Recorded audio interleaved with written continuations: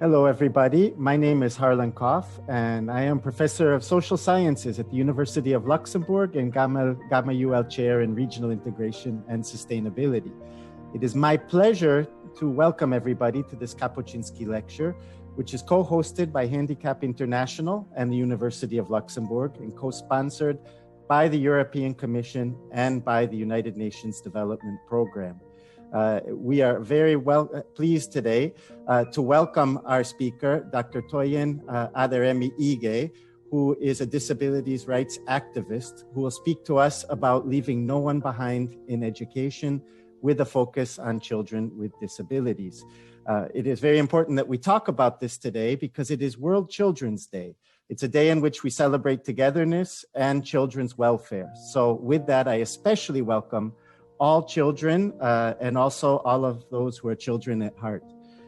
I would like to open our event by introducing representatives of the institutions that are sponsoring this Kapuscinski lecture. So I would first like to introduce Professor Georg Mein, Dean of the Faculty of Humanities, Education and Social Sciences at the University of Luxembourg.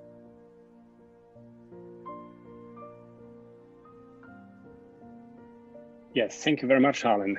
Dear colleagues, dear guests, ladies and gentlemen, how are human living conditions changing in an increasingly globalized world? And how can we make these changes in a social and sustainable way? And how can we ensure that all people, including those who are often seen as weak or handicapped, can participate in the political and social processes that make up our society? How can we organize this society in a way that we actually leave no one behind, particularly in the field of education, which is doubtlessly key to any sustainability strategy? Questions like these lie at the core of our work at the Faculty of Humanities, Education and Social Sciences at the University of Luxembourg, where educational science has been one of the main pillars of research since its foundation in 2003. And where sustainable development as well as inclusion have become new, exciting research areas in the past few years. These questions refer us, on the one hand, to the education systems of countries worldwide, to the educational institutions and the service they provide for different groups of people, and to the initiatives and policies that government and non-governmental organizations can develop to foster accessibility and inclusion. This applies not only to poor countries, but also to many rich ones where inclusive education is often still not fully implemented, even despite existing policies.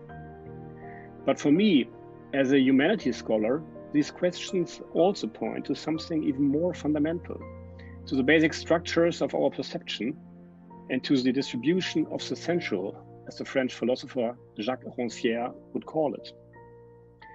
From Rancière, we can learn that the distinction between those whose voices count and those for whom others have to speak is deeply rooted in us.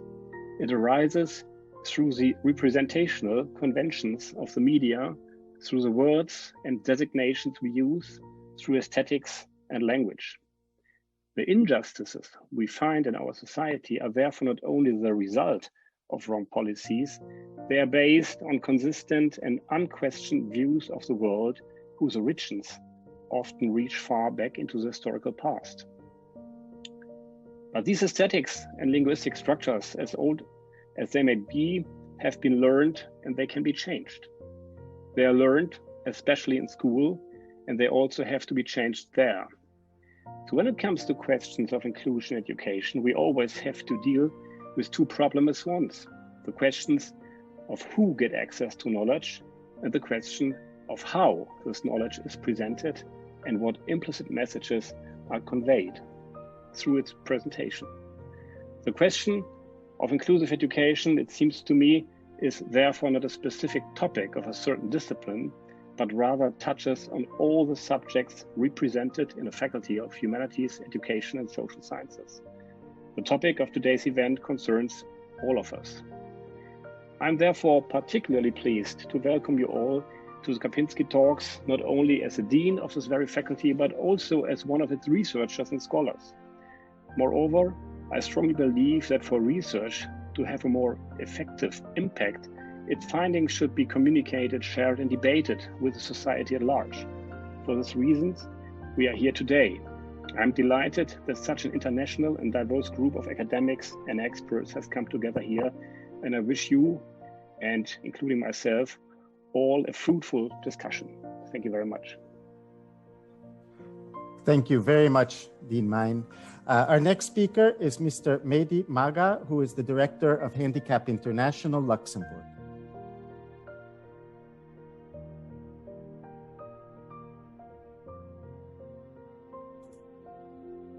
So good morning, afternoon, or evening to everyone, depending where you're based across the world. So as you said, my name is Mehdi Maga. I am the Director of Handicap International, also well known as Humanity and Inclusion, which is an independent and impartial aid organization working alongside with people with disabilities and also other vulnerable groups in more than 50 countries. We implement also a project specialized in inclusive education in more than 20 countries across the world, in Africa, Asia, and in the Middle East.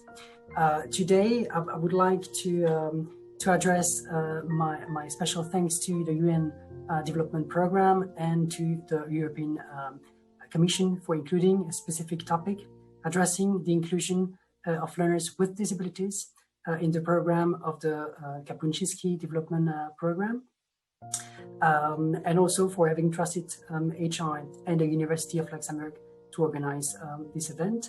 I also would like to address my heartfelt thanks to our partners within the University of Luxembourg and to the outstanding speakers that we have today, especially Dr. Toyin Aderemi, who delivered the key speech today. She has an impressive background in the field of education of children with disabilities in challenging contexts. And I'm so proud that she works for the same organization as myself, Humanity and Inclusion. She's currently seconded by HI to the United Nations Relief and Works Agency for Palestinian refugees in the Near East as a disability advisor. So I'm very proud of it. And to conclude, I would like to say that we are glad to organize this event and to launch on the International Children's Day an advocacy report kindly supported by the Luxembourg Ministry of Foreign Affairs. Our colleague Julia Maguion, one of today's panelists, will tell us more about it in a few minutes. So I hope we can all learn and be inspired by today's discussions. And the education of children with disabilities is a matter of equality, of rights and inclusion. And for me, it's high time that we prioritize this topic in the education, the development and the humanitarian agendas. So thank you to all of you and enjoy the discussions. Thank you very much. It's now my pleasure to introduce Ms. Mariette Jager, who is the Deputy Director General for International Cooperation and Development at the European Commission. Welcome.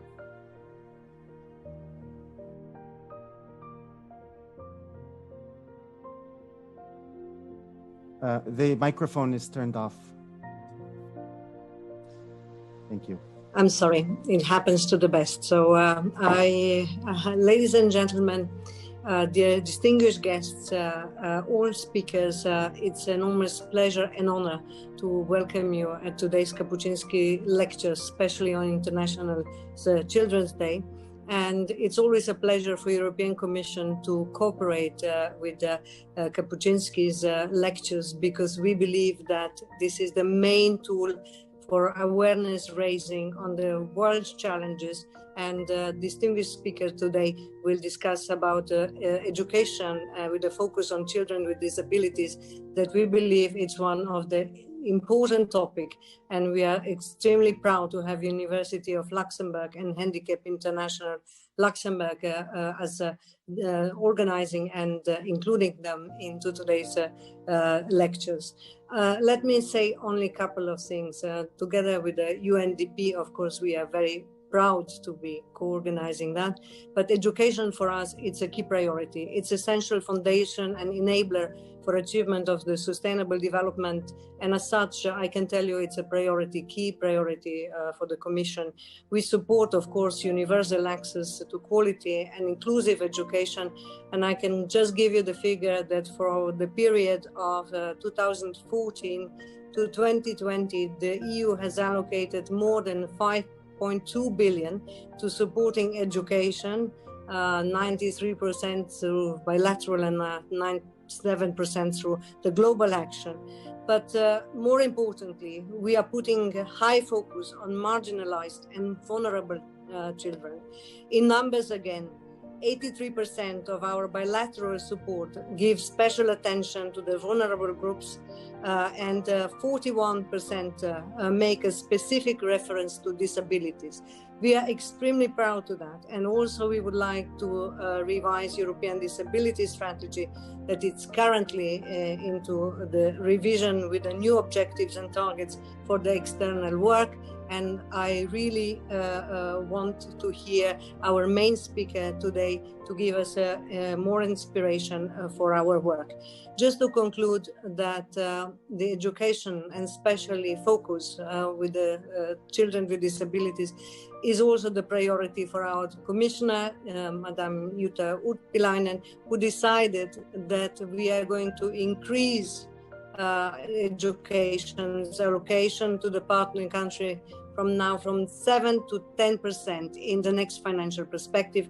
So that means that all our actions from Bangladesh to Nicaragua to Iraq, where we not only support the education, but also, for example, transport of kids with disabilities will continue. Because failure to quality education for everyone basically fuels social exclusion and isolation and increases inequality and poverty, and denying opportunities for very children who need them the most.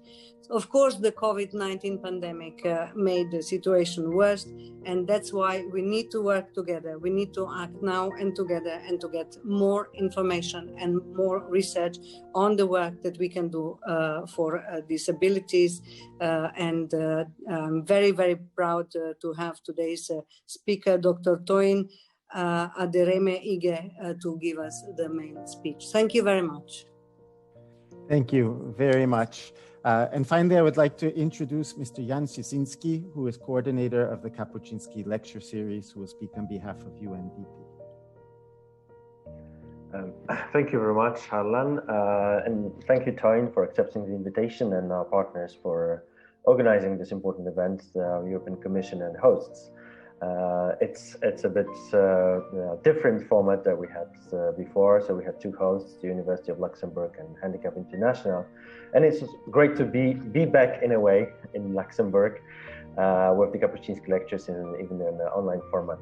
The lectures series that we started over 10 years ago honor the Polish writer and reporter Ryszard Kapuściński, and are aimed at raising awareness on major developmental challenges. And they also provide us an opportunity to confront top global thinkers with these topics. And one of them, unquestionably, is disability as a development, but also human rights issue.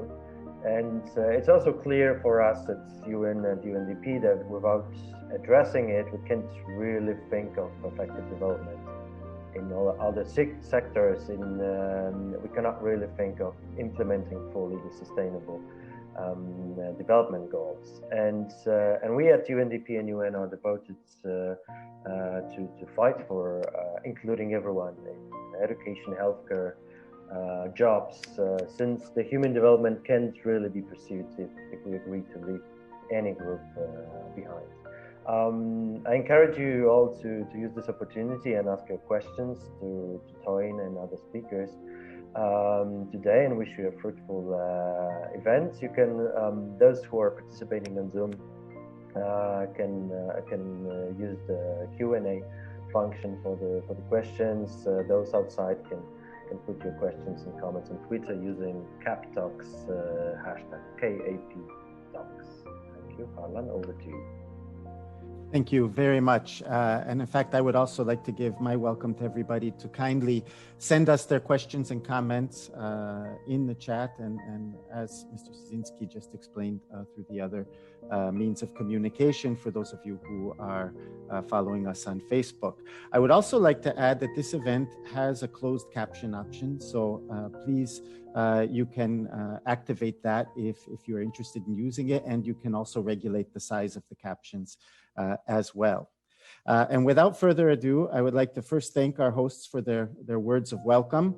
And I'm honored to introduce our guest speaker today.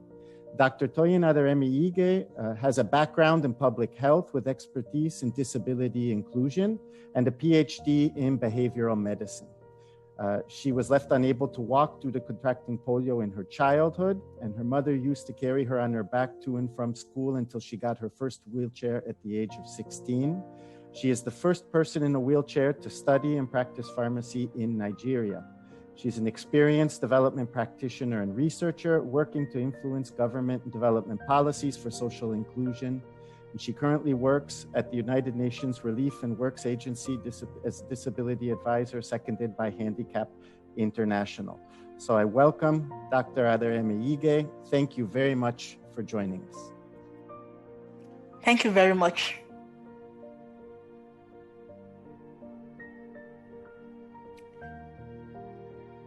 Okay, thank you very much.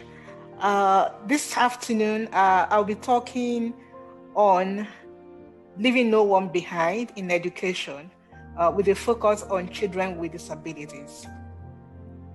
According to the World Report on Disability, an estimated 93 to 150 million children of up to age 14 live with disability. This is quite huge. And among these children, 40% of them are out of school at the primary level, while it increases to 55% of children with disabilities out of school at the secondary level. When they go to school, they are most concentrated in poorly funded, segregated schools with very poor quality of education.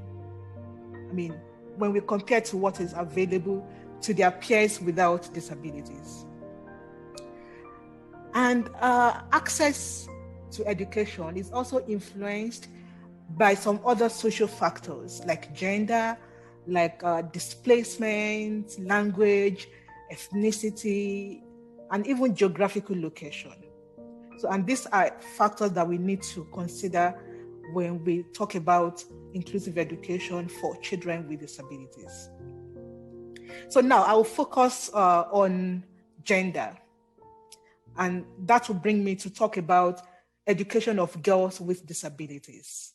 You know, there's a huge disparity in the completion of primary education between males and females with disabilities.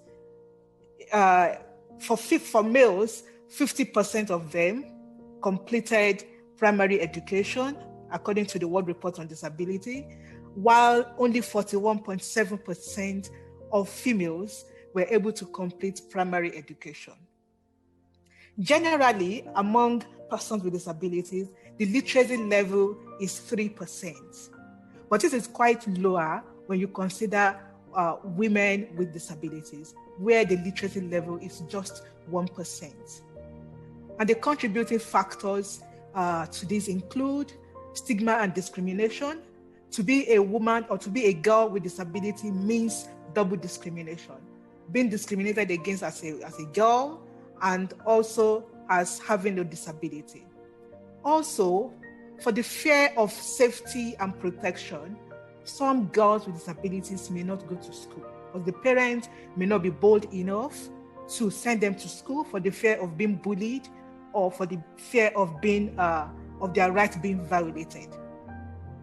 And also, traditionally in many cultures in the developing world, girls are usually given to domestic work or unpaid care.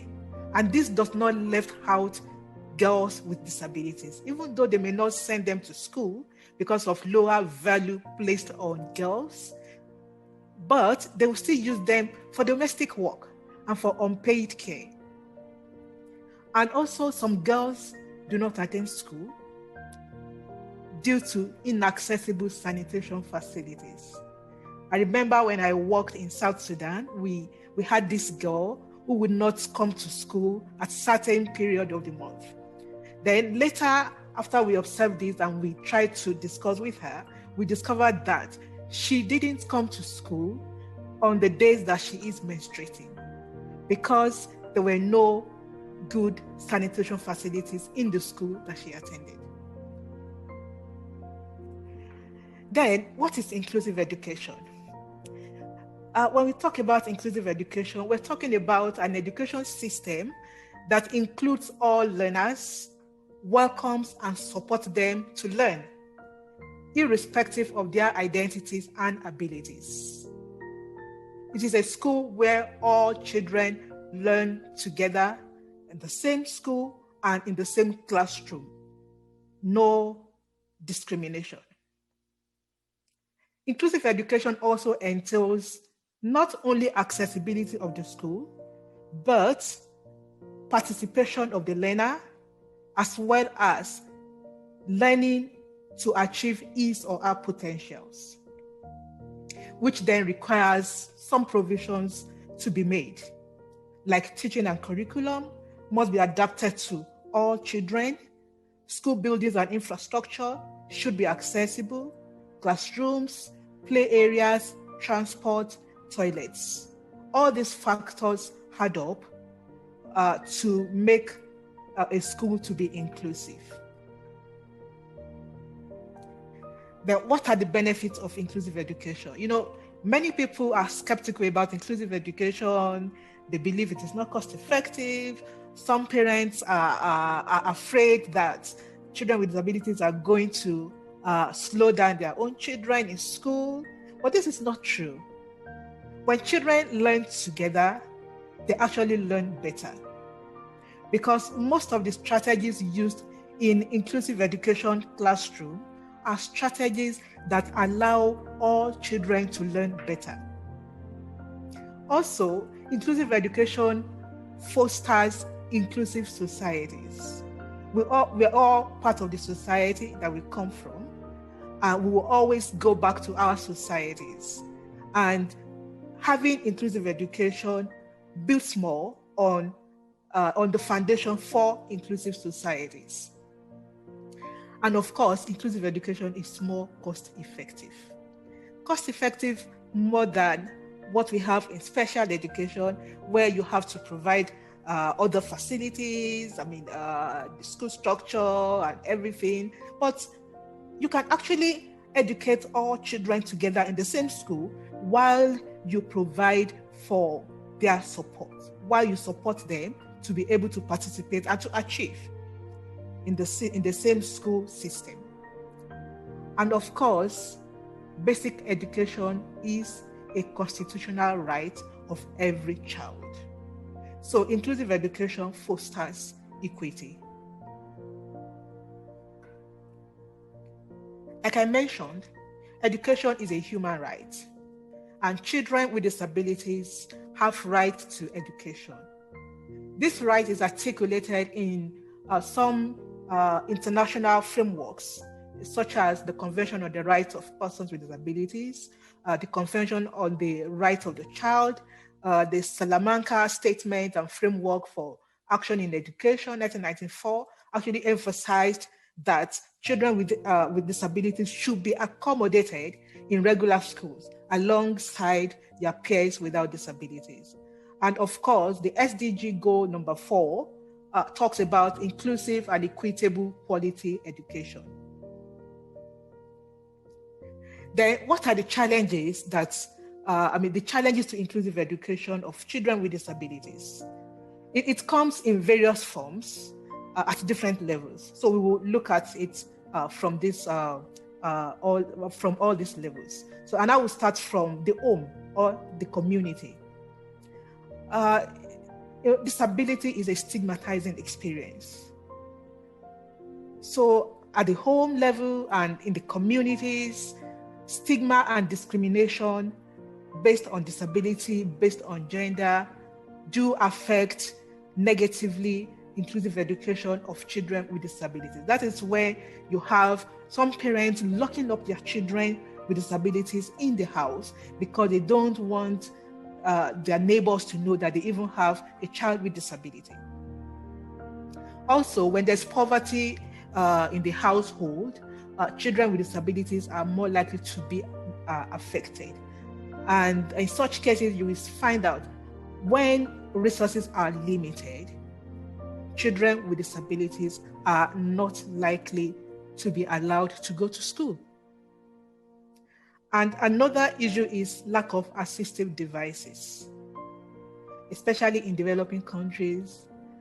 Assistive devices are not available, they are not affordable. Not every mother would be like my mother, who had to carry me on her back to school and back to home every day from primary education till I completed secondary education. So this is a big challenge that children with disabilities face in accessing inclusive education. Then at the school level, also, there is discrimination by teachers and by peers. And we even have teachers from regular schools who discriminate against teachers in special schools, for example. And of course, most of the learning materials are not adapted to suit children with disabilities. Most times, teachers are untrained. Teachers don't have the basics and the principles of inclusive education. And of course, the special education that many countries, many governments clamor for, we don't even have enough special education teachers. And in terms of assistive technology, this is another big area where a child with disability is likely to experience challenges in school. One, this assistive technology is not usually available in developing countries. When they are available, they are not affordable, and teachers and learners don't know how to use them. The skills to use this assistive technology is lacking in many cases. Also, the school infrastructure and communication is inaccessible. This includes toilets and even access to key areas in the school, like the libraries, the science laboratories. They are usually inaccessible to children with disabilities, as well as also communication, which is very key for children who have sensory impairments. Also, there's lack of transportation.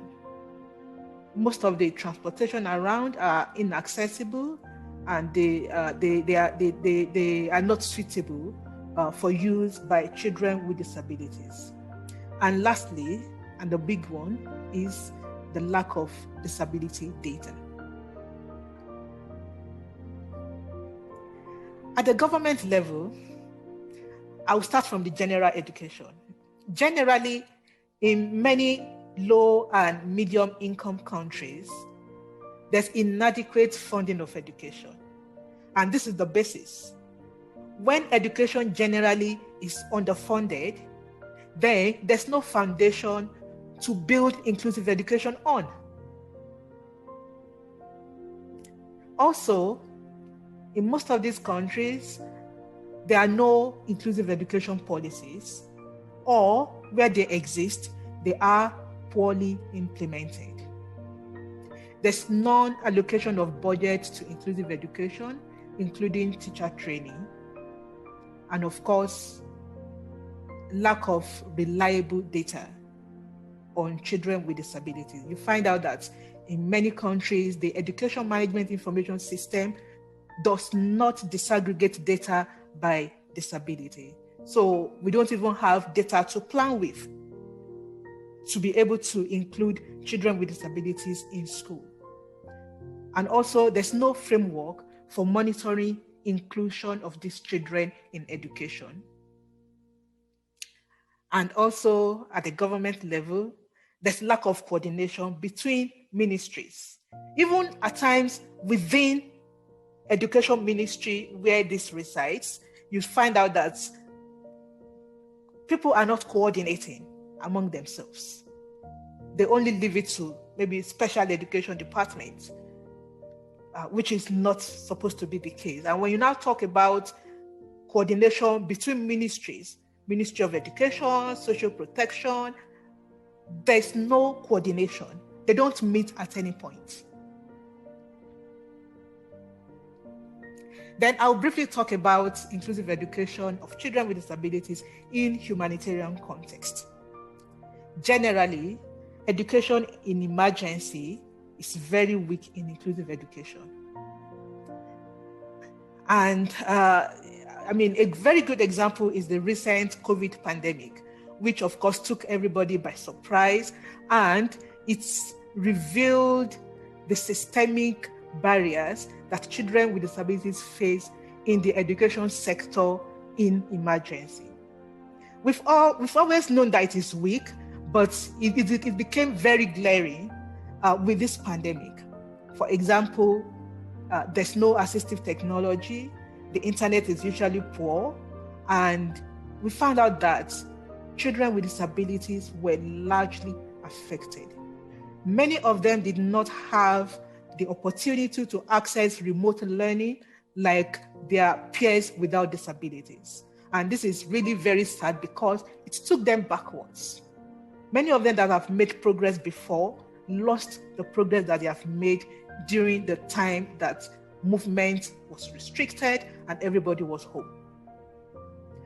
And coupling with that is the disruption in the already established networks. For example, some of these schools already have networks with rehabilitation services, with social services, but during the pandemic, these networks became disrupted, and it made it worse for an average child with disability to cope under this condition. And also there's this lack of coordination between parents and teachers. And when attempt was made during the COVID-19 pandemic to now bring parents in to participate in the education of their children, it was very difficult because it wasn't the practice before the COVID pandemic. So now, how do we make it work? How do we ensure inclusive education for children with disabilities? According to the GEM report 2017-18, it says, and I quote, ensuring inclusive, equitable, and good quality education is often a collective enterprise in which all actors make a concerted effort to meet their responsibilities. And this emphasizes the need for a multi-sectoral approach to achieve inclusive education of children with disabilities. And how do we do this? First, the financing of education on the part of the government, including funding of inclusive education. Teacher training. All teachers should be trained in the basics and the principles of inclusive education so that they can all accommodate children with disabilities in their classrooms. There should be disaggregation of education and socioeconomic data by disability and gender. And governments should come up with clear strategies for implementation of inclusive education policies where they exist. And where they do not exist, there should be a development of such policies. Also, government at all levels needs to establish frameworks for monitoring inclusive education of children with disabilities. Stigma reduction strategies is a key component that everybody should concentrate on at every level, at the home, school level, community, the government. We should focus on stigma reduction strategies so that children with disabilities can be seen as not of less value than other children, and that they should be able to access education without stigma, without discrimination. Also, we need to prioritize disability inclusion within our social protection schemes, because many parents may not be able to afford the education of their children with disabilities because they are poor already, then they need social protection. So disability should be considered in social protection schemes in all countries, which is not really the case in many countries right now. Also, there should be improved access to assistive devices and assistive technology. Consideration for gender and other social factors in education planning and implementation is very, very critical. And lastly, ministries should coordinate between themselves. I was able to start schooling early enough because my pediatrician discussed with my parents. She was a medical doctor, but she collaborated with my parents to send me to school. We need more collaboration between different sectors in the government. Thank you very much.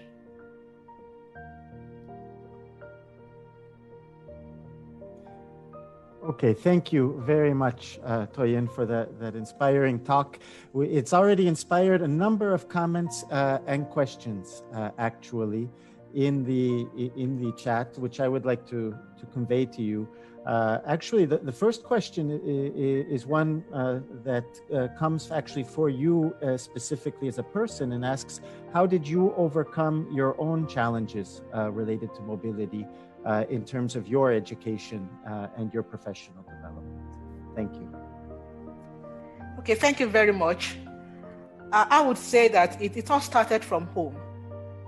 Right from when I was a child, I wasn't discriminated against. You know, social development starts from home. I wasn't orientated to see that I have a disability and that it is a problem. No. Rather, my parents supported me. And that really gave me a lift. Because even before I went to school, my self-esteem was already well built. So going to school, I wasn't really, I didn't look down on myself.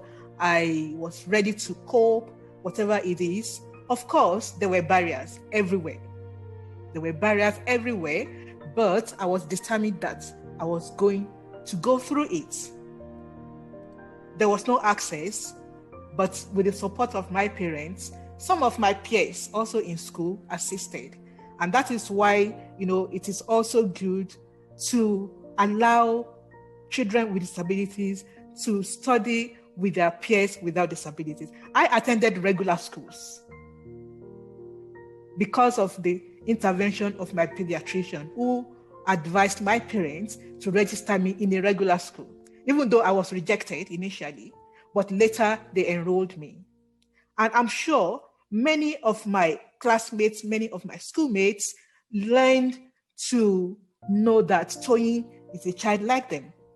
So they were also ready to support me. I was a science student. My mother would take me to school on her back, drop me in school. It was difficult for me to move from my classroom to the laboratories, but my peers were doing what my mother was doing for me in school. So when we allow children with disabilities to study together with their peers without disabilities, like I mentioned in that presentation, it fosters equity, it fosters inclusion, because children, it is what you teach children that they take up. So when children know that everybody is equal, they actually go with that and they don't discriminate most times. Okay, thank you very much. In fact, this question of discrimination came up in many questions. Let me also tell the audience, I thank you all for your questions. I'm grouping them. And a number of the questions focused on this issue. Now, your talk I found very interesting, also because I'm a political scientist, so I'm very interested in issues related to policy and programs. But there are a number of people focused on discrimination, which of course goes beyond the reach of policy in many ways, because you're talking about attitudes. So what many people are asking is what can be done to change attitudes in terms of daily behaviors and in terms of daily interactions. Well, I think first of all, we need to raise awareness. Usually, people are afraid of what they don't understand. Many people don't understand disabilities. They don't understand impairments. They view persons with disabilities as somebody who is cursed, somebody who shouldn't be part of them, somebody who should be excluded. So at the community level, at the household level, we need to raise awareness about disability and persons with disabilities. And we need to create more opportunities for people, for society to interact with persons with disabilities. This, of course, entails many things, because many of us, in fact, all of us do face barriers to access even our communities. So that means we all need to learn to remove barriers so that persons with disabilities can also participate in society. When we participate, when everybody rubs minds, they will see that, well, it's not a big deal to be a person with disability. The fact that I'm a woman with disability does not make me to be lesser in value in everything than another woman with disability. But without social interactions, this is impossible. And we can open more space for social interactions by letting people know more about disability, about impairments. I think that is where the main problem is. Thank you. Thank you very much. And now there are a number of questions related to your discussion of coordination and implementation of programs in education. And there were a number of people who were asking in terms of the context, whether some people asked in terms of Africa, others in terms of development, how it is that changes, these transformative changes that you're focusing on to promote inclusiveness, can be actually implemented, not as policies in the air, but actually as programs and projects on the ground that make a difference. Yes, as programs and projects, I think from my experience, one thing that I've learned is that most actors, most development actors will tell you that they don't know. But once you raise their awareness about disability, they are usually open to try it, to give it a try. But again, they may not have the skills. Yes, they may not have the skills, but that is not the end of it. Even if they don't have the skills, they can collaborate with organizations of persons with disabilities or with disability-focused organizations like Humanity and Inclusion, so that they could partner together to implement inclusive projects. And also, they can train their staff. They can raise the awareness of their staff, right from the top management to the field people. They can raise awareness and train them to be able to do disability inclusive projects, because it also includes that. The project cycle, every stage of project cycle must be inclusive. There are ways to do that, and it is not difficult. It is something that they can learn easily. Okay, thank you very much. There were a number of questions as well that came back to the question of intersectionality, and you talked about double discrimination, the question of gender, of what you called other groups, and then also people with disabilities. When we talk about this, you already mentioned this in terms of coordination, but really I think as a broader question and a theme that's come out of the different comments that are raised in the chat is asking, how can an approach be mainstreamed for inclusiveness that does address these different sectors simultaneously, that addresses the gender perspective, disabilities, and also what you called other factors? I think mainly it is a matter of disaggregating our data by disability, by gender, by geographical location, by displacement. If we are able to collect data that is disaggregated by these factors, then it is easier to see the vulnerabilities that come with these factors. And then it is also easier for us when we know the level of vulnerability, when we know the barriers that people face due to this, due to the interaction of these social factors, then it's easier for us to address them when we know the barriers, we know their needs, we know their priorities. But if we don't disaggregate our data by disability, gender, age, for example, it will be difficult to pick all these vulnerabilities. And then we will just be assuming that it is not there. But we would not see it unless we have the data.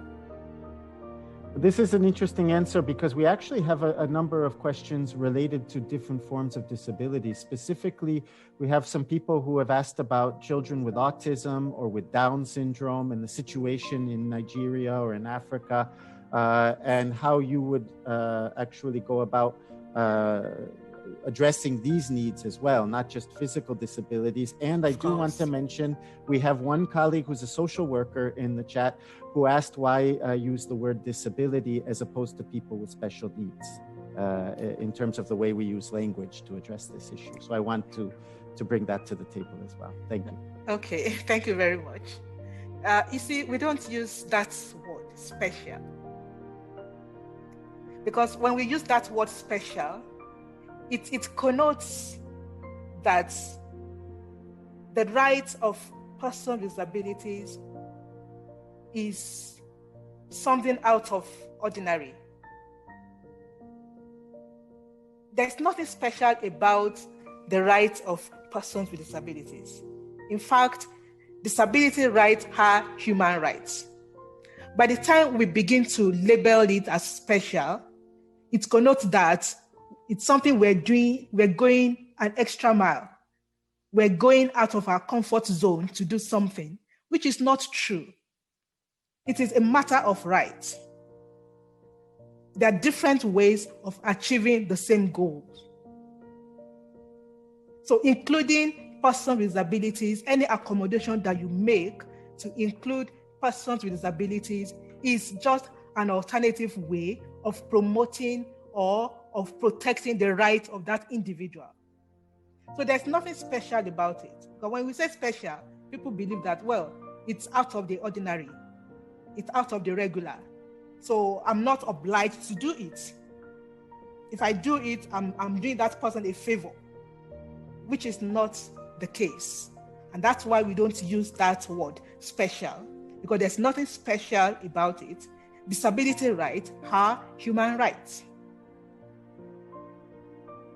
Okay, thank you very much. If I can then just ask another group of questions which are a little more in the abstract, in the sense that rather than focusing on daily interactions, they focus on the notion of inclusive or transformative development. So when we talk about the Sustainable Development Goals, and when we talk about the Sustainable Development Agenda, 2030 Agenda, we have two questions. The first is, how can we link inclusive education to the environmental discussions that are in the agenda and in sustainability? If there's any sort of environmental aspect to inclusive education that you're aware of or that you've engaged in. And then the second one, I will admit, actually comes from me.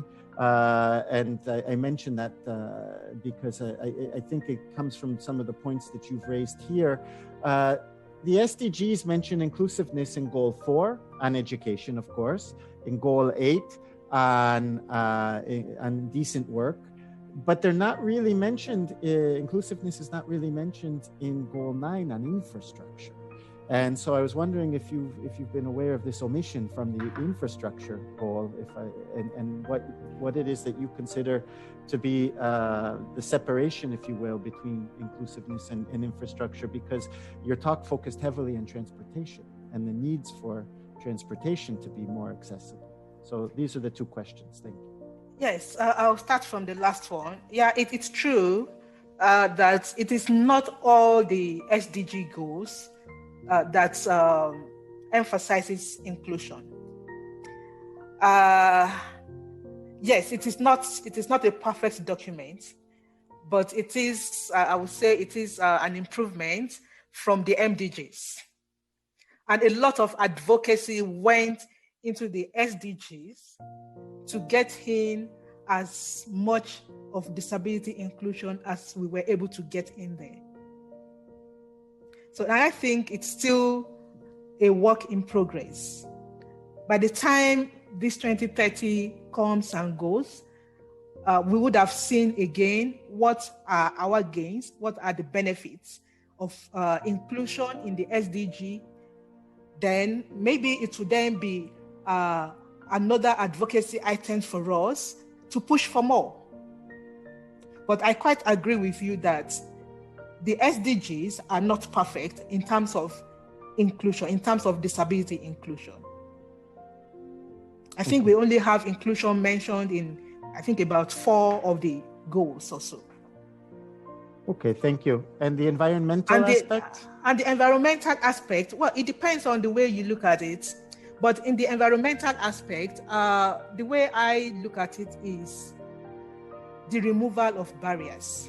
And when we talk about environmental barriers, for example, of course, we're talking about accessibility. And we look at accessibility holistically.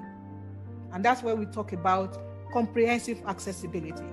We're not looking at only the physical environment, we're also looking at the communication, the information, that they should be accessible. And we can only achieve this by identifying what are the barriers in our environment to the inclusion of persons with disabilities. When we are able to identify those barriers, then we remove them and replace them with enablers. But of course, we have a huge problem when it comes to the environment, because the environment generally is inaccessible to an average person with disability. Sorry, thank you very much. At this point in time, I would like to introduce our panel of experts who also would like to comment on the themes of inclusive education and inclusiveness and raise questions. And then afterward, we will ask you, Dr. Aderemi, to please come back into the conversation after the panel. And for the people who are following our discussion, I welcome you to continue sending us your questions and your comments. I am receiving them. And as we go through the panel discussion, we will have another question and answer period at the end. So without further ado, I'd like to introduce the panelists. We're very honored to have Professor Catherine Leglou, who is the Vice Rector for Academic Affairs at the University of Luxembourg. As well, we have Julia McGowan, who's a Global Education Specialist with Handicap International. And then we have Mr. Graham Lang, who's the Chief of Education at Education Cannot Wait. Now, for the panel, we have prepared 3 questions for the panelists, and we've asked them to respond to these 3 questions. So I'm going to start with Professor Leglou, and I will ask you, in what ways is the University of Luxembourg taking actions for inclusive education? Good afternoon. I'm greatly enjoying participating in today's discussions, and I would like to thank you all for turning up as well virtually. It would have been ideal, obviously, if people had turned up in person, but I think the main point is that in our university, we support the school child as they transition into adult life, and university is a very, very important point for somebody. More and more, we're getting students who are used to having had reasonable adjustments made for their disability, whether it's visible or invisible disability, throughout their education. And so their expectation is that this will continue. Actually, in universities, in some universities, including in ours, these changes have not yet been placed securely.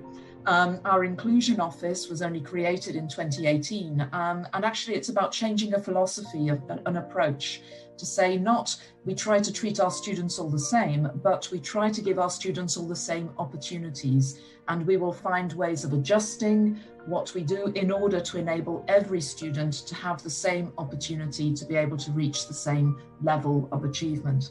That's a different approach that a university has to take. There's a second point, which is that in Luxembourg, we still have a number of contexts in which students with disabilities are actually in schools that are separate from an inclusive classroom. And so one of the objectives is actually to start training teachers into working with children with disabilities in order to create that inclusive experience, create that inclusive classroom. That requires specialist training. And for the moment, our University of Luxembourg Competence Centre is going to launch some training elements for professionals. And it's an objective for the near future that we should be able to offer this as part of the training we offer to educators in the country. Thank you very much, Professor Leglu. I would ask Julia McGowan as well, how is your organization addressing inclusive education? Thanks very much. Yes, we're doing a range of different approaches, and the good news, I think, for us is to say that we can do something about this. We can address this. I very much, listened to what Dr. Toyin was saying in her lecture, and really identified with so much of it.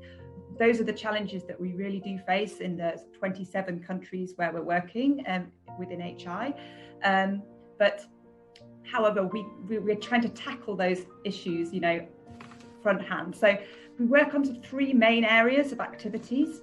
And as Dr. Toyin mentioned, the first place to start is really within the home and a community level. And it's all about raising awareness, supporting parents to be aware of their children's rights to go to education, trying to deal with issues around stigma and discrimination, and just changing the overall attitudes within the communities. And that's something that we try and do across the board. And we have seen results. We have seen things change. I just wanted to point out, there is some good news around this, even though despite the huge challenges that we're still facing all over the world. Secondly, I think one of the main areas is supporting service level adjustments. So we need to look outside, as Dr. Toyin was saying, we need to look outside of just the school environment. It's looking at all services that impact on education, health services, social services, in addition, of course, to the education services themselves. And really working alongside schools on things like school action plans, inclusion teams, getting people, all the different staff members within those schools on board really with inclusion. What does that mean on the ground in things like adequate support for teaching and learning and materials, as was mentioned, things like support staff to help, like classroom assistants or additional staff that maybe help children who need that little bit extra support to be able to cope in a mainstream classroom. These are kind of tangible approaches that we've seen really work well in areas where we've tried to do that.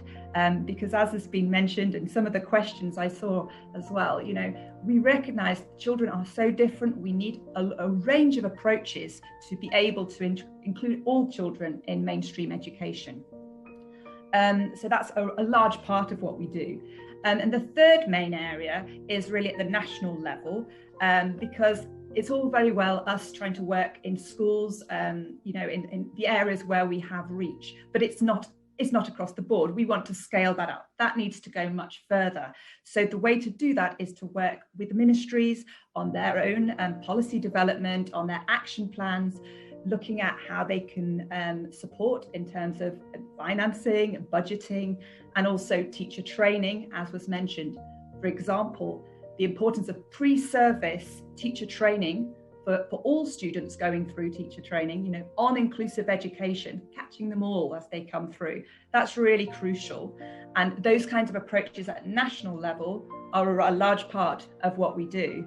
And just a final note, if I may, as was mentioned earlier, it's actually topical because today we were launching an advocacy report on this topic, the fact that we need to do more on achieving disability inclusive education, particularly in a post-COVID world environment, and that really the key of doing this is to have multi-sectorial approaches, and that is the core approach, as was nicely highlighted by Dr. Toyin. So I just wanted to let you know that was that's being launched today, and it's really an amalgamation of many of the points that were made, but to shout that we need to do this more.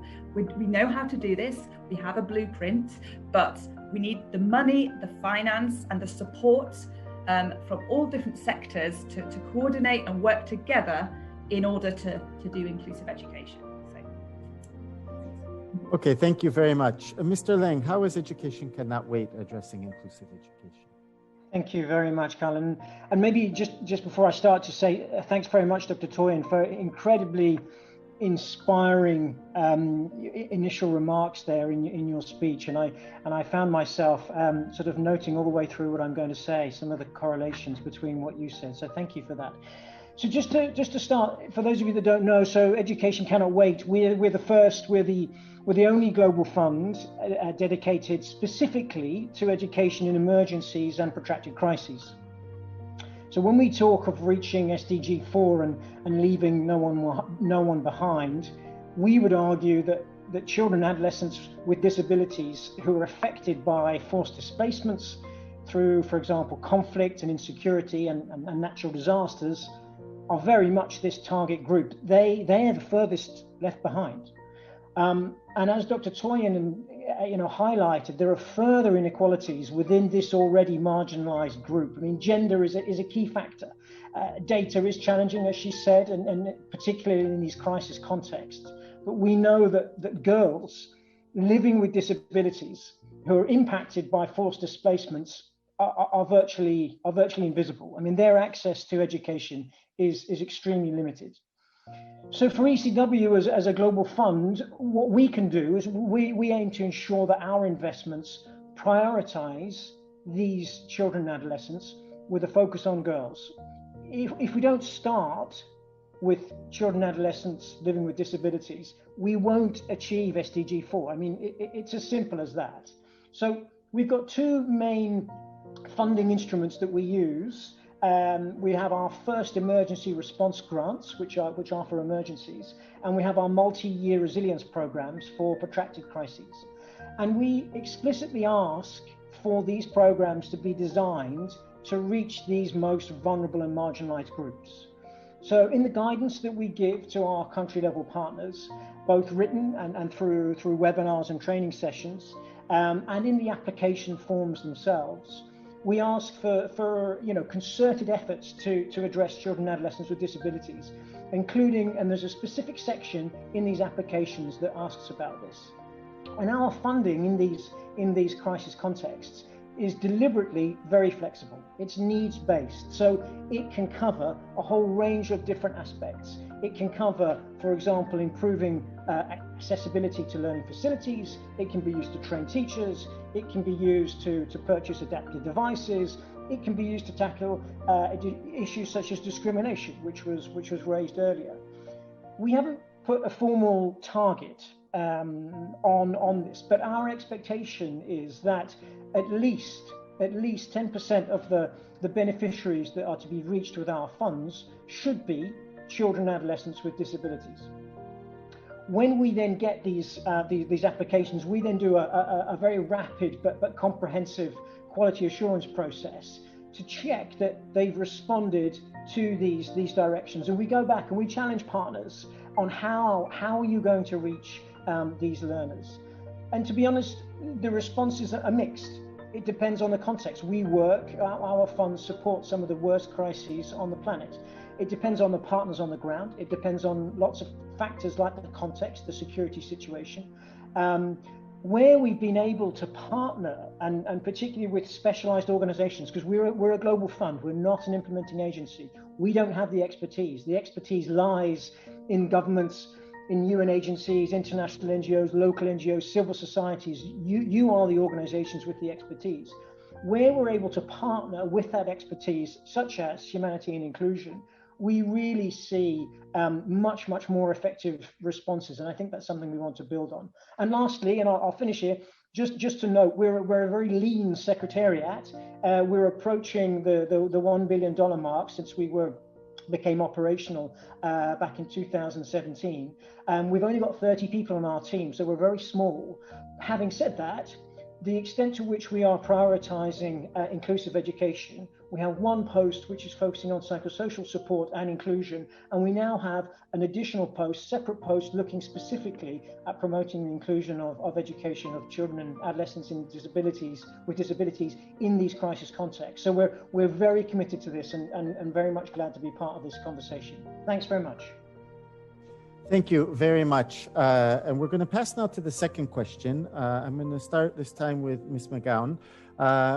When we heard Dr. Aderemi's talk, she discussed multi-sectoral challenges related to inclusive education. So what in your opinion needs to be prioritized in terms of tackling these multi-sectoral challenges? Thank you. Yes, that's a great question. I think that we need to see this in the context of the SDGs. So the SDGs themselves are kind of giving us a bit of a blueprint for action, really, on the multi-sectoral. Sorry, have you got my video on? Or just checking. Yeah, it's a blueprint really for the how to develop multi-sectoral responses and strategies. As was mentioned earlier, you have the SDGs on eliminating poverty or supporting gender issues, on health, education being one of them. So really I think we should look at the fact that we can't achieve SDGs in the next 10 years until we work and focus on a multi-sectoral approach, linking the SDGs all together. So I think that's the starting point really, because it can be challenging. I mean, Dr. Toyin mentioned so many different ways to look at how to do multi-sectoral approaches, from things like supporting prioritization in social protection schemes to making sure that WASH, so water and sanitation and hygiene, has also have a focus on inclusive education and allowing children with disabilities to be able to access those, for example. So there's just such a range of different approaches that we need to coordinate.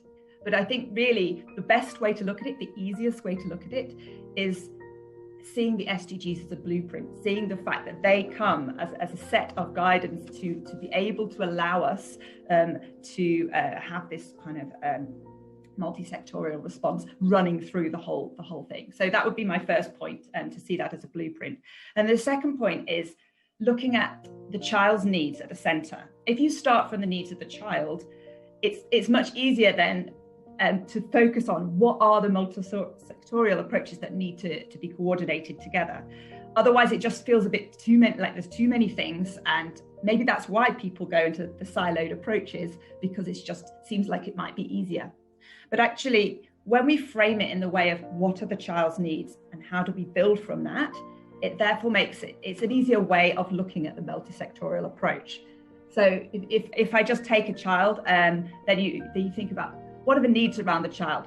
The parents, the carers, the families, the schools, the communities, and then outside of that, it could be the other civil society, NGOs, all the different sectors that need to coordinate in order to support that one child to be able to access school.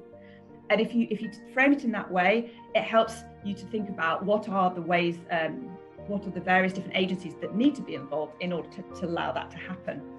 So I guess the tangible things to suggest would be things like developing strategies where there's a number of linked services, for example, to allow those various sectors I just mentioned to meet in a single place, or at least be signposted in a single place, so that it's easier for families and children to access those different needs.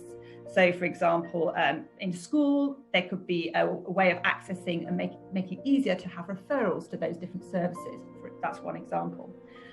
Obviously, it's important that at a government level, as Dr. Toyin mentioned, we have coordination, responsibilities, clearly defined roles, and that's a given. But I think we can look at ways in which our own, programs at a at an NGO level, at a sort of program level, are making sure that all the sectors work together, that it isn't just an education program and that there's a separate health program and there's maybe a child development program, that they all come together and, you know, work to have fully connected service delivery. So there's sort of, I think we need to see it at all different levels. So there's the multi-sectorial approaches at the national level, at coordination level, but then it goes right down to the level of service delivery. And so that's another way to frame it. There's so many things to talk about on that topic. I won't go into all of them, but I think those are the core things to hold on to when we're looking forward as to how to roll this out. Okay, thank you very much. Mr. Lang, what would you prioritize for a multi-sectoral approach to inclusive? Thanks very much. And I think the response is going to echo very much along the same sort of lines that Julia was saying. I mean, again, zooming into children living with disabilities in crisis-affected contexts. I mean, we firmly believe, although we are a global fund for education in emergencies, we know that education-specific interventions alone are unlikely to lead to learning and completion for education of children and young people with and without disabilities, actually. So we, in a similar sort of vein to Julia, I mean, we advocate for the delivery of holistic, multi-sectoral packages of services to teachers, to students, learning centers, communities alike, and encompassing components on issues such as psychosocial support to livelihoods, social protection and nutrition. And I think in terms of prioritization, I think the programs that the financing instrument that I mentioned before, these multi-year resilience programs, comes back to Julia's point as well about this sort of framework that we use.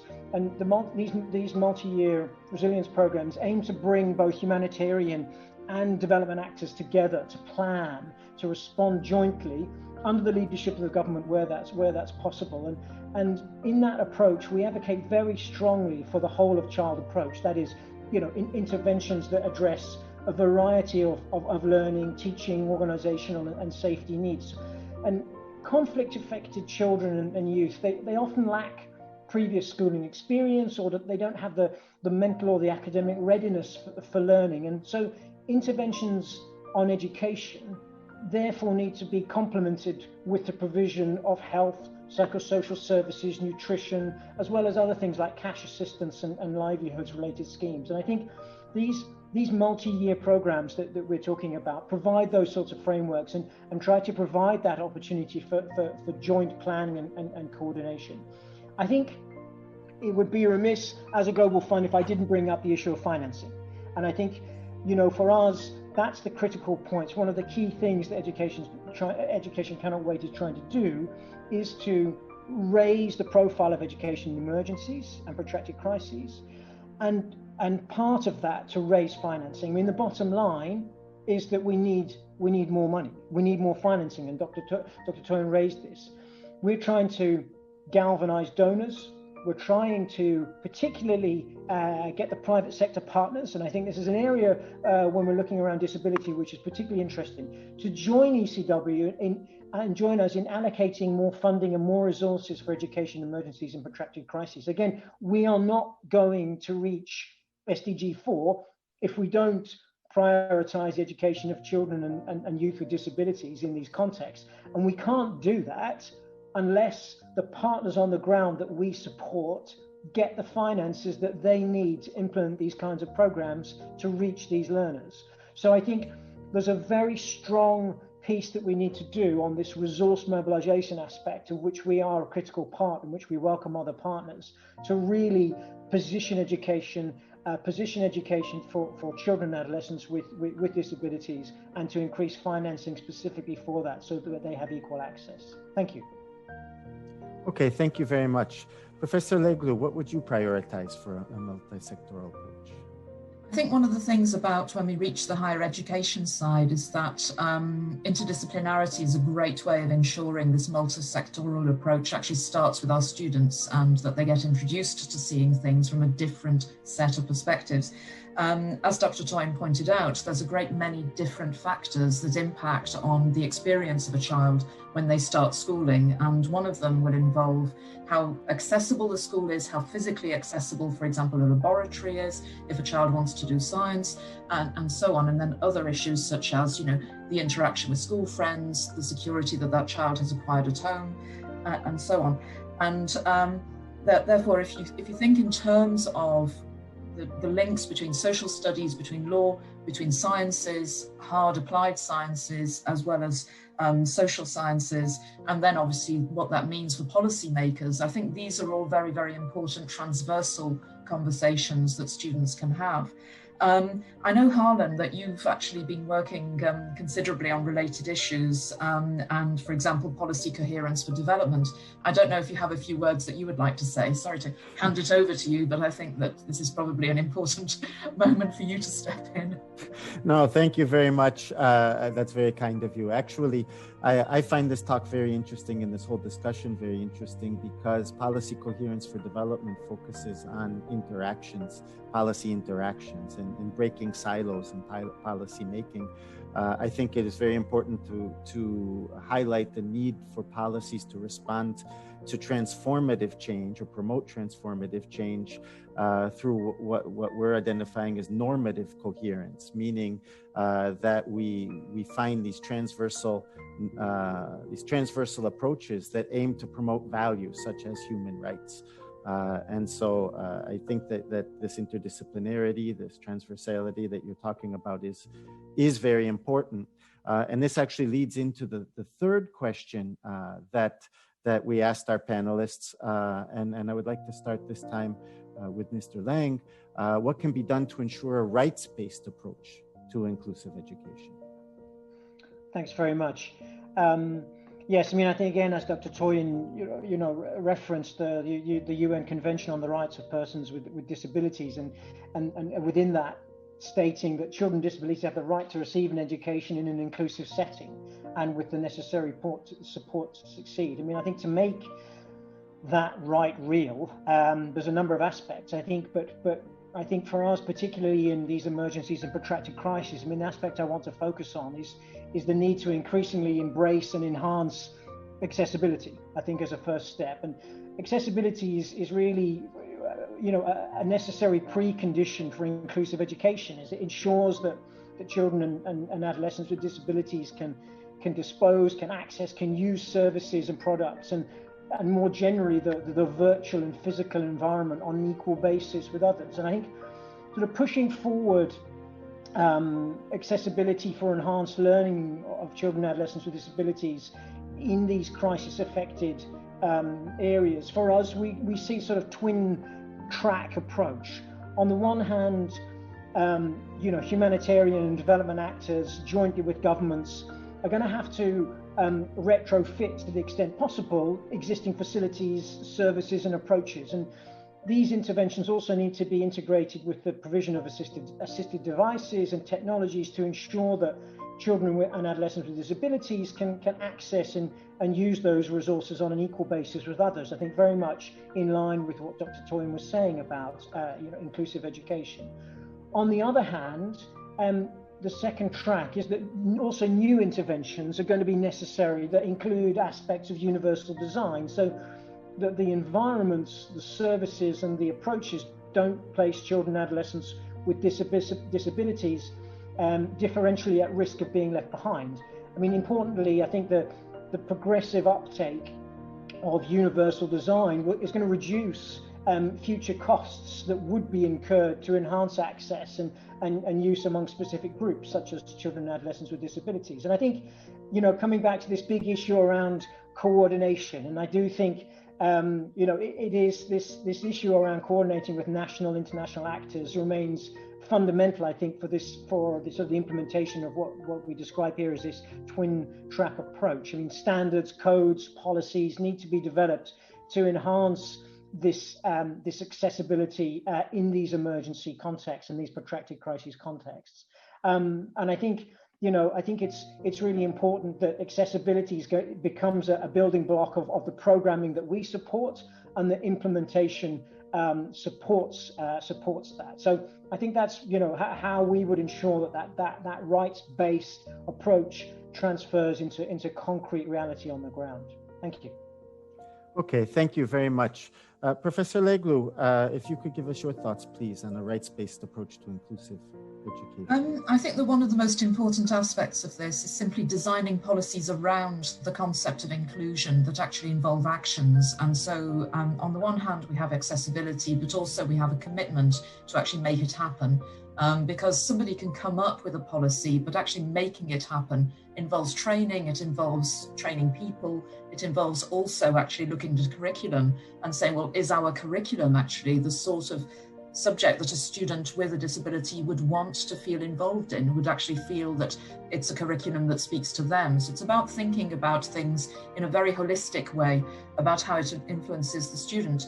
There's one example I'm going to give actually about something that we haven't talked about, because I think it's a little bit of a Luxembourg specific issue, but it's a very interesting one. Yesterday there was an FNR prize was awarded to Claudine Kirsch and Simone Martini on their project, which is creating videos that support early years and nursery trainers in language. And this is a very specific issue in a multilingual environment, that there are other forms of exclusion as well, such as linguistic exclusion, that can really strongly affect students and strongly affect very young children. Now, if you add a disability into that linguistic inclusion issue, then we really have to look at, in a very particular context, which is Luxembourg, what actually can be done. It's quite normal for students, for children in this country, to grow up speaking up to 4 or 5 languages, but there may be 2 languages at home and then there's 3 languages in the classroom starting from daycare. So actually thinking about that and thinking about the fact that for children to feel comfortable speaking a number of languages, and in some cases if a child has a disability, being allowed to express themselves in a number of different, for example, types of sign language, it's also extremely important. And that's about training the trainers. It is also about changing policies within schools so that the child is not punished and is not made to feel bad because they lack a particular linguistic form of expression.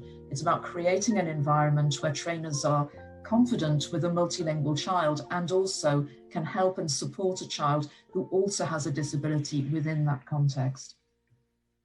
Thank you very much. And Ms. McGowan, how would you address the issue of rights-based inclusive education? Yeah, I would first of all like to say I absolutely agree with everything that Graham and Catherine said, to the extent where I might slightly change what I was going to say, but I think those points are very crucial. And I wanted to build actually on something that Graham said around, the twin track approach and the different approaches needed to actually implement inclusive education. Building on this idea of needing to focus on accessibility, that is absolutely a crucial area. But there are other areas. And I think one of the things we haven't talked much about today is the reasonable accommodation, this concept of reasonable accommodation, which is outlined in the UNCRPD, the Convention for the Rights of Persons with Disabilities. And also to follow up on that, there's also the general comment, which is very crucial, that came out in 2016, which is a kind of, again, using the word blueprint again, but more of a kind of guidelines really on how to implement the convention when it comes to inclusive education, because I think a lot of states we're struggling to actually put it into the reality, and that is all about those tangible actions that Catherine was saying. We have the conventions, those rights are there, they are spelt out in all of the various rights, be it the rights of the child, also the Salamanca Statement. We've got all those conventions, and indeed nations that have ratified them are bound by international law to enact those rights.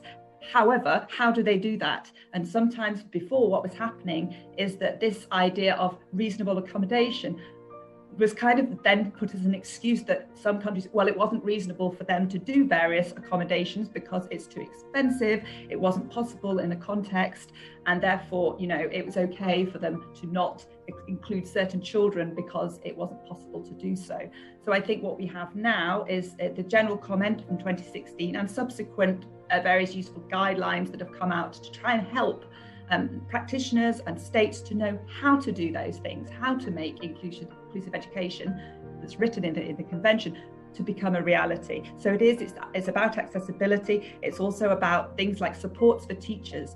Not every child learns the same way. Some children might need additional support from people, from materials, from the style of teaching. They might not always need to be in a mainstream classroom. They might need some time with a smaller group, for example. There's different approaches that might be needed, and there's sort of the supports required on that is something also that comes under reasonable accommodation. What are those measures? So I think that's, to me, if those things are realised, that's the way to ensure a rights-based approach, and to just understand that we are all entitled to our human rights. This isn't something that Dr. Toyin said. Children with disabilities are part of that. It shouldn't be something special. However, not all children are the same. So those approaches might be different, but it shouldn't be special. It's just part of human rights. So yeah, that's all I would say on that. Okay, thank you very much. I do have another set of questions that have been sent in to me, but before we get to them, I would like to invite Dr. Aderemi to integrate into the panel discussion. Is there anything you would like to react to? Okay, thank you very much. It's been very interesting.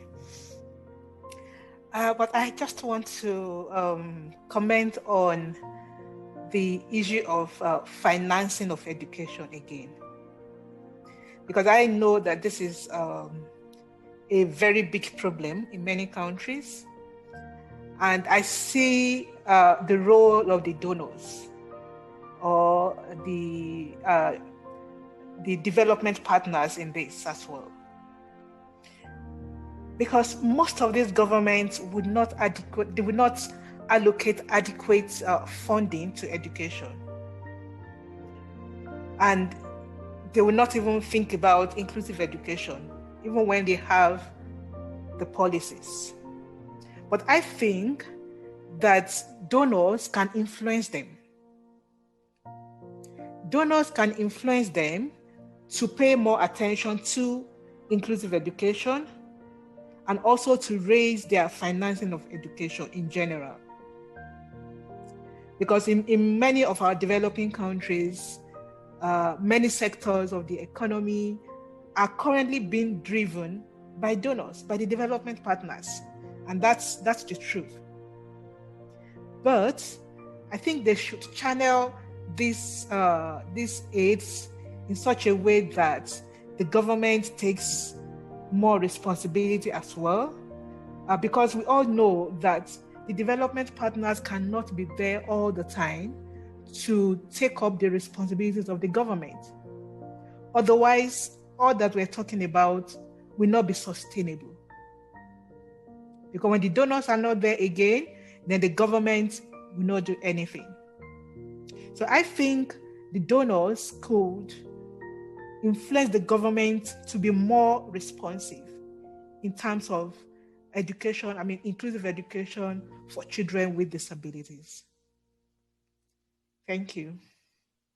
Thank you very much. And actually your comments were apropos because they relate to the last group of questions that I had from people. And I would like to say that we have people writing in from all over the world. We have one comment specifically coming from Mexico, and someone who mentioned that many of the different issues that you're discussing are also present in Mexico. And the question related to that was, how can policies be made more responsive to people with disabilities? And other questions related to that were focusing specifically on budgets. And I want to bring that up because you just mentioned donors, for example. I know that earlier this year, ECOWAS tasked its member states to specifically budget measures in education for people with disabilities.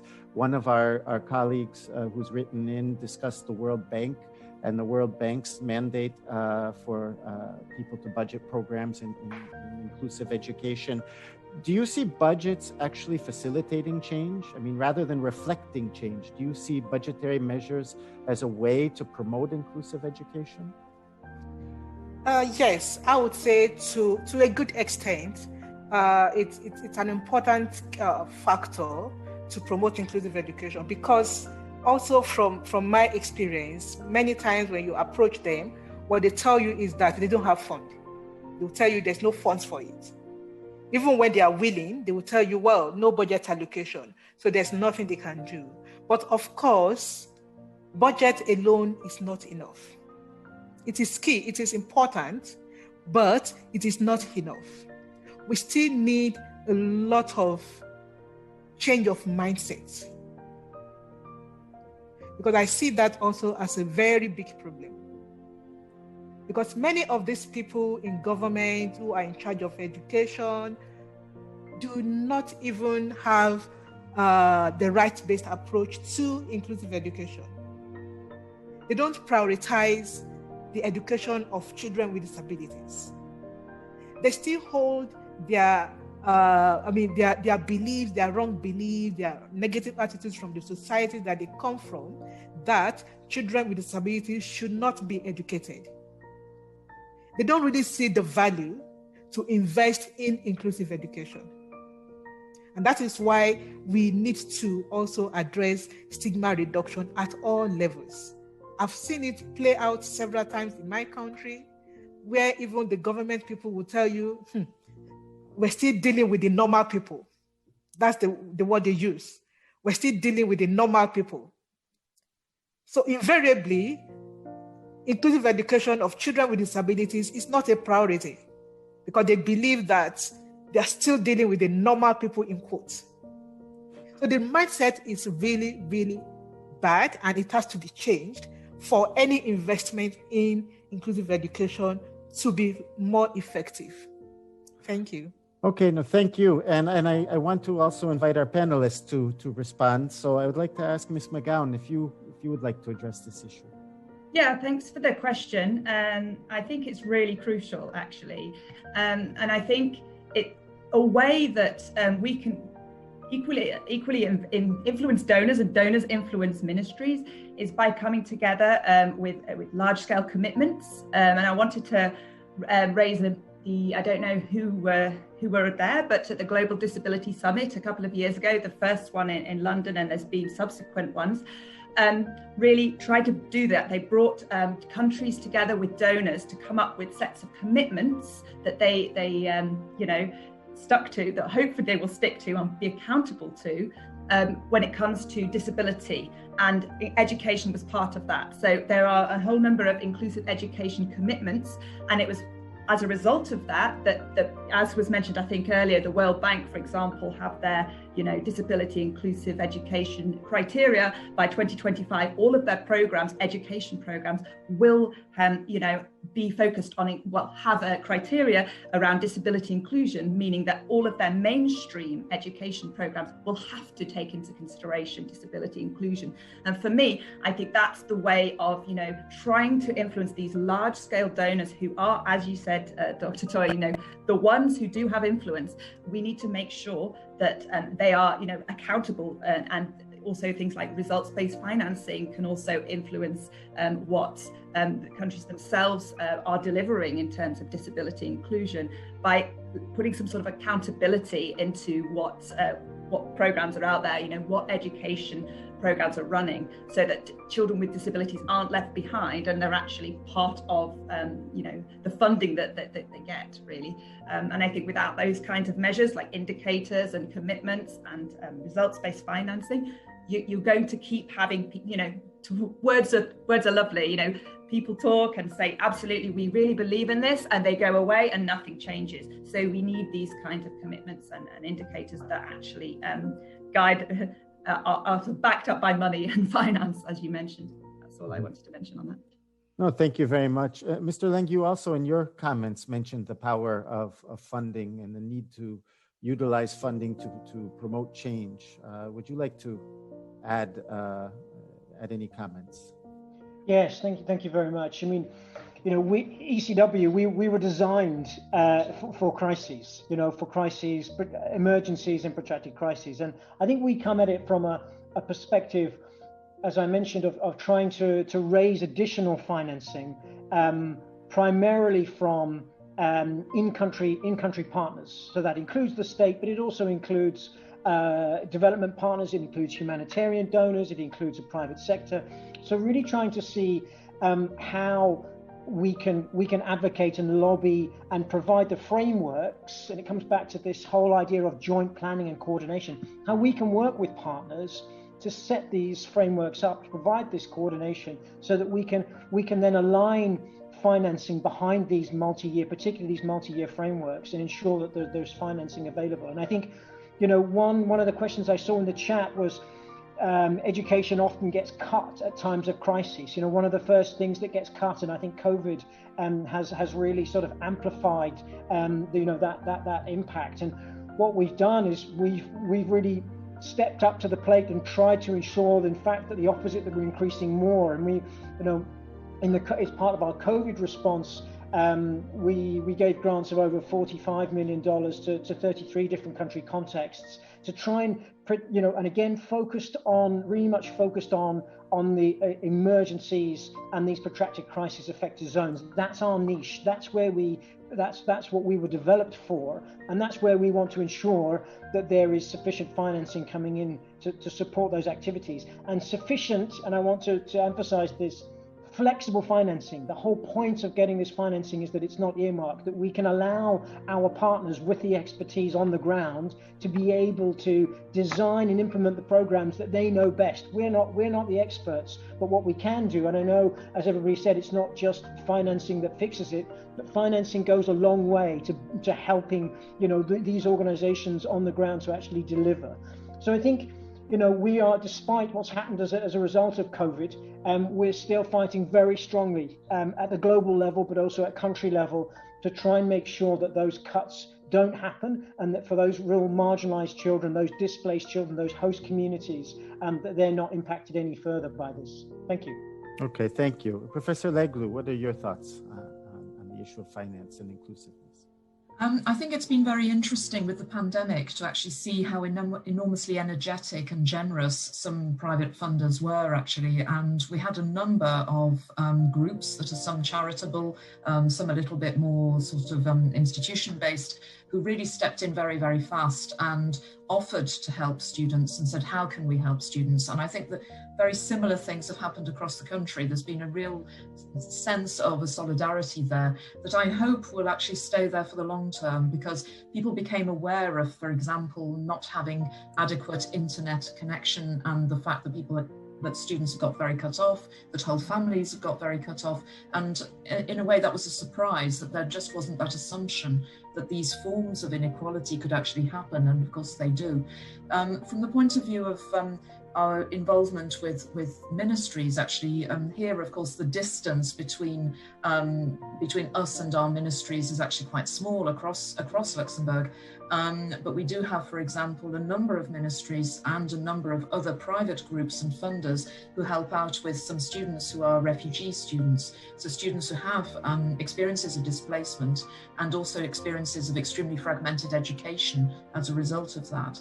And again, what you can see is actually that perhaps in Luxembourg, it's easy to coordinate in a way that it isn't in some other contexts. But you can see the energy and the commitment that comes through there, with the fact that if people say, okay, as long as we know how we can help, we will actually coordinate and we will help. And I think those things are enormously positive and also enormously important. It's about educating the possible funders in how they can help, not just saying, well, we'd like to give money, but we don't know how. And I think that's important. Okay, thank you very much. I would have loved to have given this last question to all of the panelists, but I'm afraid that we're really getting close to the end of time. So I'm only going to have the opportunity to ask Dr. Aderemi, but I would welcome all the panelists to continue the exchange afterward. And that is related to the question of partnerships, because a lot of this discussion focuses on the relationships between international donors, civil society, national governments, but also communities. Dr. Aderemi, what are the characteristics, or what are you looking for when we talk about an effective partnership for inclusive development? And this, of course, is related to SDG 17, related to effective development partnerships. Okay, thank you very much. When I look at effective partnership, I look at each partner coming up strongly in its own area of expertise. and getting committed into that so that we can have like a pool of talents on inclusive education, coming together, collaborating together, doing what they know to do best to achieve inclusion. That's the way I would look at it. Okay. Thank you very much, Dr. Aderemi. I would like to thank you for your talk. I would like to thank our panelists for a very interesting discussion. I would also like to thank the organizing committee for this event. There were a number of people who made this possible. So if everyone will bear with me, I would like to thank from Handicap International, Valentina Pomato and Hélène Lopresti, and from the University of Luxembourg, my colleague, Professor Conchita D'Ambrosio, who are all involved in the establishment of this interesting exchange. With that, I would like to thank also everybody who joined us for this event. I would like to thank the European Commission, of course, and the United Nations Development Program. So thank you, and stay connected to the Kapuczynski Development Lecture Series. I think this is a wonderful initiative that allows us to really exchange on very important issues. Thank you very much.